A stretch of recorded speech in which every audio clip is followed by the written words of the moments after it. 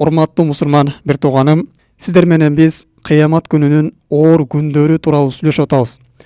Өзгөчө кыяматтын дагы бир оор күнүнөн бул Сирот көпүрөсүндө болот экен. Сирот көпүрөсү караңгы болот экен. Пендеге эч кандай нур болбойт экен ал жерде. Кимин нуру болбой турган болсо, кыл көпүрөдөн өтө албай дозокко кулап түшөт экен. Ал эми кимдин нуру боло турган болсо, кимдин нуру канчалык күчтүү боло турган болсо, мына ошончолук даражада Сирот көпүрөсүн табып, андан ошончолук ылдамдыкта, тездикте өтүп кетет экен. Эми инсанга кыямат күнүндө нур берүүчү өзгөчө ибадаттар бар экен, пайгамбарыбыз белгилеп өткөн. Мына ошолордон биз токтолуп жатабыз. Ошондон бүгүнкү 6-чы амал. Биз бул амалдарды билип, ага тырышып, аткарып, ага бекем болуп жүрө турган болсок, Аллах Тааладан дуа кылып, тиленип, суранып, ушул амалдарымда менин жанымды ал, ушул амалдардан мени айрый көрбө, ушуларга мени бекем кыл деп, ушул амалдардын үстүнө биз жан бере турган болсок, эртең кыямат күндө пайгамбарыбыз ода бергендей сөзсүз түрдө биздин Сирот көпүрөсүнөн куткарып чыгат, бизге нур болуп берет. Сирот көпүрөсүнүн түйшүктүү, азаптуу күнүнөн бизге жеңилдик берип, бизди куткарат.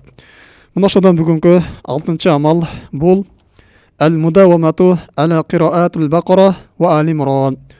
Али-Имран сүрөсүн жана Бакара сүрөсүн ар дайым таштабастан окуп жүрүштүк.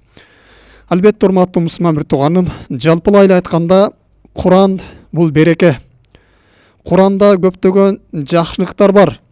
Ким окуй турган болсо, ким ага бекем боло турган болсо, Куран бул Аллах Тааланын жиби, Аллах Таалага байлай турган байланыш, Аллах Таалага жеткире турган жол. Куран бул нафсыга тынчтык берет, жүрөктөрдү тынчтантат. Куран бул инсанга өтө улуу соопторду алып келет. Кыямат күнүндө пенденин таразасын соопторго толтурат. Куран бул күнөөлөргө кафарат болот. Куран бул кыямат күнүнүн оор күнүндө сизге нажаат болуп келет. Куран кыямат күнүндө өз ээсине шафаатчы болот. Куран бул кыямат күнүндө пенде үчүн нур болуп берет. Куран бул дүйнөдө өзгөчө сизди ар кандай көрө албастардын көзүнөн, сыйкырчылардын ар кандай айла амал сыйкырларынан сизди сактайт. Мына ошондуктан биз бул дүйнөдө Куранга бекем боло турган болсок, жогорудагы айткан фазилеттерге жана мындан дагы башка Курандын фазилеттери аябай көп. Мына ошого ээ болобуз. Эми Курандын дагы бул айттык, пендеге кыямат күндө нур болуп берет экен. Өзгөчө Бакара сүрөсү менен Ал-Имран сүрөсүндө көптөгөн пайдалар бар. А экөөнүн өзгөчө фазилеттери бар. Мына ошол фазилеттерден бири кыямат күнүндө пендеге Сирот көпүрөсүнө нур болуп берет. Кыямат күнү пенденин жүрөгү нурдан турат. Кыямат күндө инсандын денеси кадимкидей нур кылып турат. Пайгамбар саллаллаху алейхи ва саллям өз хадисинде муну белгилеп бизге кабар берет. Иқраул Кур'ана, Куранды окугула дейт. Фаиннаху яати яумал киямати шафи'ан ли асхабихи. Албетте Куран кыямат күнүндө өз ээсине шафаатчы болуп келет дейт.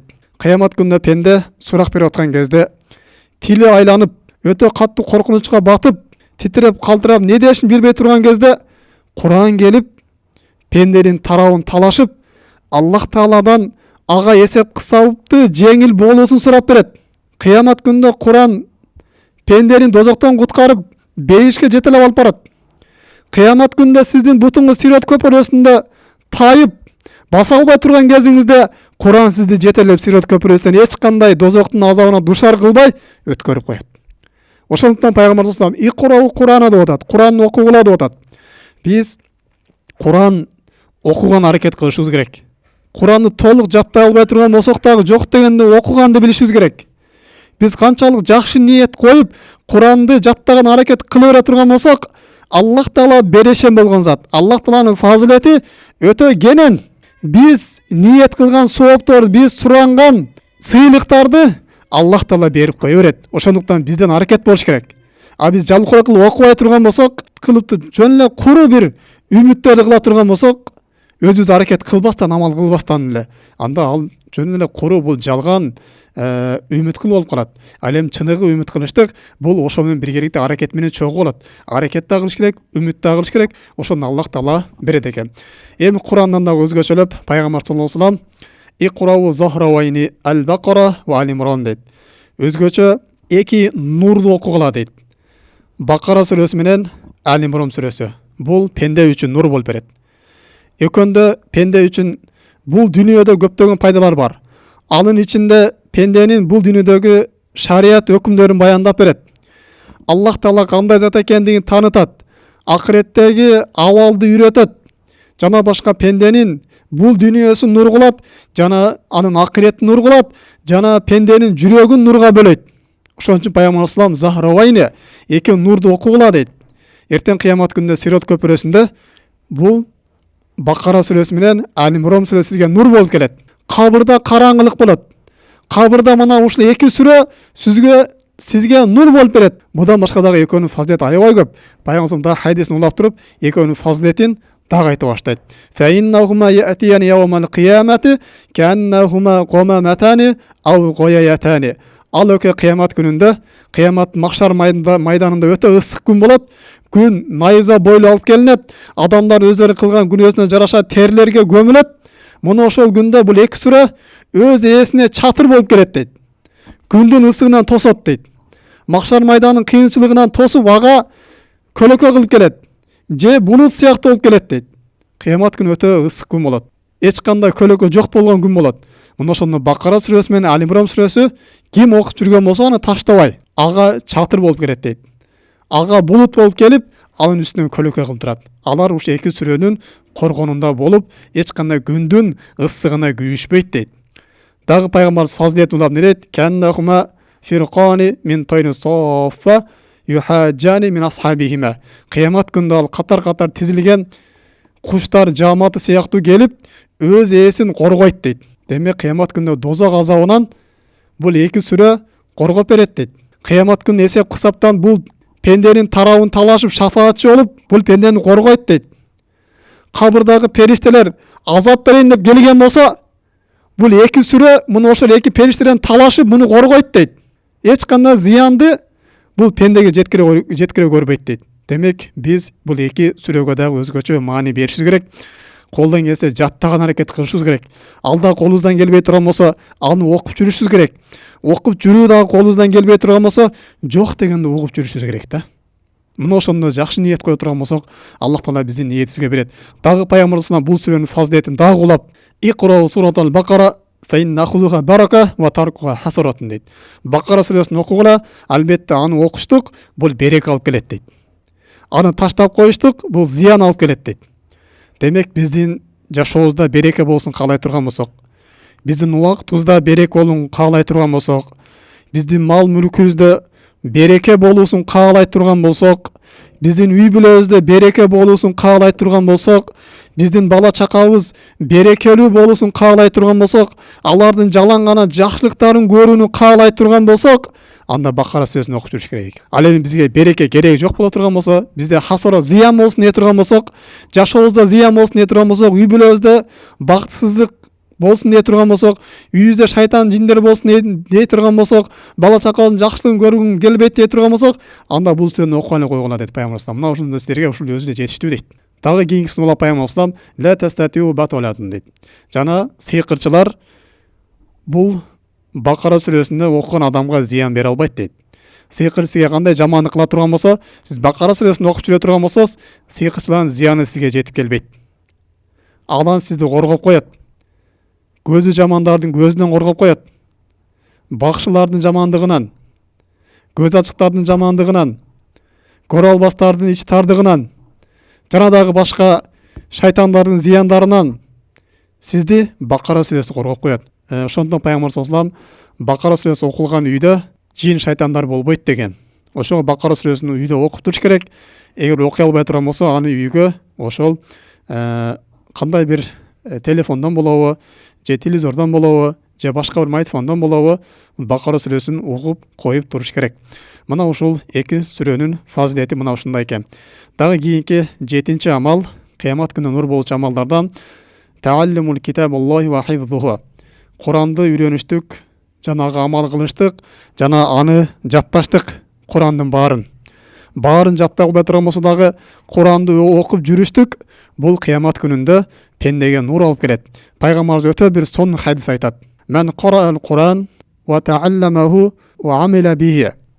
Ким Құран оқи тұрған болса, жана аны үйрене тұрған болса, Құран оқып, аны жаттай тұрған болса, жанаға амал қыла тұрған болса, әлбәсә валидаху яумал қиямати таджан мин нур дейді. Қиямат күнінде мұны ошол адамдың ата-енесіне Аллах Таала нурдан болған тажы кигізет дейді.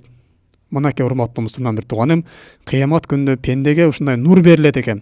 Анын ата-энесине нур берилет экен. Ким Куранды окуй турган болсо, аны жаттай турган болсо, ага амал кыла турган болсо, нурдан болгон тажы кийилет экен. Мына ушундай улуу фазилет. Албетте бул дүйнөдө биз ата-энебизге өтө бир чоң белектерди берүүнү каалайбыз. Бирөө машина бергиси келет, дагы бирөө алтын бергиси келет, дагы бирөө кийим алып бергиси келет, дагы бирөө бир чет жерлерге барып ойноткусу келет, дагы бирөө умурага алып баргысы келет. Бул дагы жакшылык. Бирок мындан дагы кыямат күндө ата-энеңизге мындан дагы чоң жакшылыкты каалайм десеңиз, Куран жаттаңыз, Аллах Таала өз сыйлыгын сиздин ата-энеңизге берет. Өз тажысы, нурдан болгон тажыны ата-энеңизге кийгизет. Куран жаттап амал кыла турган болсоңуз. Өтө чоң бул эч ким акчасына келбей турган, миллиондон дагы жогору турган сыйлык. Куран жаттап коюңуз, ата-энеңизге берген сыйлыгыңыз мына ушул болот. Кыямат күнүнүн өтө оор күнүндө ата-энеңизди куткарып чыгасыз. Ошол кезде Пайгамбар хадисин улап, "Давун мислу дау шамс", тажынын нуру дейт, күн сыяктуу нур болуп жапжарык кылып турат айланасын дейт. Ва яксу валидаху хулиятайни ла якуму лахума дуния. Ошондо эки жылтыраган козуктары кийгизет дейт. Ал экөө бул дүйнөдө эч кандай амал кылган эмес, ага ылайыктуу дейт. Ошондо таң калып сурашат. Фа якулани бима касайна хада. Я Раб, биз эмне себептен мына ушундай күндөй жалтырап турган, күндөй нурданып турган тажыны кие атабыз деп таң калып Аллахтан сурайт дейт. Ошондо Аллах Таала аларга жооп берет. Фа юқал, ага айтылат. Би ахзи валадакумал Куран. Силердин балаңар Куран жаттаган себептүү дейт. Урматтуу мусулман бир тууганым, биз аракет кылайлы ушул нерсеге. Эгер жаттай албай турганбыз, жок дегенде окуп жүрөйлү. Мына ушундай ниетти коюп окуп жүрө турган болсок, Куранды эртең кыямат күнүнөн ата-энеме тажы кийгизем деп окуп жүрө турган болсок, Аллах Таала бул нерсени берип кое берет. Сизден аракет болуш керек болгону. Аракет болбой эле жөн эле үмүт кылып эле турган болсоңуз, анда сизге тажы да жок, башка нерсе да жок. Агерде өзүңүздүн колуңуздан келбей турган болсо, бир каары бала тарбиялап чыгарыңыз. Бир каары балага жардам берип туруңуз, ошол Куран бүтүп алганга чейин. Ошол бала Куран жаттай турган болсо, ошол баланын Куран жатташына сиз себеп боло турган болсоңуз, Аллах Тааланын фазилети кенен ошол себеп сиздин ата-энеңизге дагы тажы кийгизип кое берет. Ошого биз Куранга өтө бир жогорку деңгээлде маани беришибиз керек. Андан кийинки да кыямат күнү нур болуучу амалдардан 8-чи амал ал-жихаду фи сабилилла, Аллах жолунда жихад кылуу дейт. Эми жихад дегенде Аллах жолунда жихад кылыштык. Бул кээде кафырлар менен болгон жихад болот, кээде нафс менен болгон жихад болот, кээде мал мүлк менен болгон жихад болот, кээде өзүңүздүн убактыңыз менен болгон жихад болот, кээде өзүңүздүн нафсыңыз менен жихад болот. Мына ушул кайсы жихадтын түрүн аткара турган болсоңуз, кыямат күнүндө сизге нур берилет. Пайгамбар салам айтат: "Мен рома би сахби сабилиллахи кана лаху нурун ямал кияма." Ким Аллах жолунда жанын жебесин ата турган болсо, мына ошол аткан жебеси кыямат күнү аны үчүн нур болуп берет дейт. Сиз Аллах жолунда өз нафсыңыз үчүн күрөшүп, арамдан тыйыла турган болсоңуз, өз нафсыңыз үчүн күрөшүп, Аллахтан ибадатын нафсыңызды байлай турган болсоңуз, мал мүлкүңүздү адал жолдон таба турган болсоңуз, үй бүлөңүздү адал жолдон бага турган болсоңуз, арам жолдон аларды алыстата турган болсоңуз, үй бүлөңүзгө жакшы тарбия бере турган болсоңуз, бунун баары Аллах жолунда эсептелинет. Жетимдерге, жесирлерге жардам берген болсоңуз, мунун баары Аллах жолунда. Аллах Тааланын фазилети кенен мына ушундай сизге нур берип кое берет. Мына ушу менен бүгүнкү сабагыбызды жыйынтыктайбыз. Аллах Таала кыямат күндө баарыбызга нур берген болсун, баарыбыздын кабырыбызды нурланткан болсун, биздин устаздарыбызды, ата-энелерибизди, бир туугандарыбызды жана жалпылай мусулмандардын кабырына нур берип, кыямат күнүндө сират көпөсүнө жарык кылып, баарыбыз чагылгандай тез өткөндө Аллах Таала өзү насип кылсын. Бул дүйнөдө бизге динге бекемдик берген болсун. Субханакаллахумма бихамдик, ашхаду ан ла илаха илля анта астагфирука ва атубу илейк. Ассаламу алейкум рахматуллахи ва баракатуху.